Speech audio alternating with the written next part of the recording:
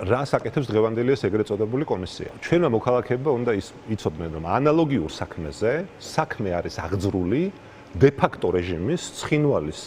მარიონეტული რეჟიმის ეგრეთ წოდებულ პარლამენტში და ცხინვალის მარიონეტული რეჟიმის ეგრეთ წოდებულ პროკურატურაში. ანუ აი ეს პრეტენზიები აქვს, რაც თავის დროზე ერთ-ერთზე იგივე პრეტენზიები აქვს წოლუკიანს და მის ეგრეთ წოდებულ კომისიას, რა პრეტენზიებით ქართული მხარის საგუშაგო როგორც პრობლემა. რა თქმა უნდა, შენი ქვეყნის ტერიტორიების დაცვა და შენი ქვეყნის მოქალაქეების უსაფრთხოების დაცვა, ეს ყოფილა შენი ქვეყნის ღალატი და საბოტაჟი.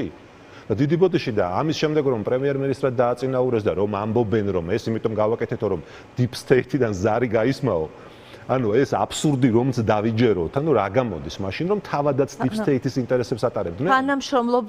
თანამშრომლობდნენ უცხო ქვეყანასთან deep state-თან იმიტომ რომ თავად შეასრულეს ახლა მეტი რა უნდა მოგთხოვოს ეგრეთ წოდებულმა deep state-მა თუ არა პრემიერ-მინისტრის კანდიდატურის თავზე მოხვევა ხო ანუ შენ არ გინდა და დაგანიშნინეს შენ არ გინდოდა ძალით დაგანიშნინეს ანუ რას ნიშნავს რომ თუ მას ედავები უცხო ქვეყნის ინტერესების გატარებაში მაშინ შენ უფრო 10-ჯერ მეტად მოღალატე ხარ და 10-ჯერ მეტად თანამშრომლობდი იმ უცხო ქვეყანასთან და დიდი ბოდიში იმის მერე რა შეიცვალა რა გარანტია აქვს საქართველოს მოქალაქეებს რომ ოცნება რომელიც თურმე 2012 წლიდან თვითონ ვერ ღებულობდა გადაწყვეტილებებს და მარტო deep state-ის კარნახით მოქმედებდა რომ დღესაც არ იმოქმედებს deep state-ის კარნახით თუ შემთხვევით deep state-ი ხომ არ შეიცვალა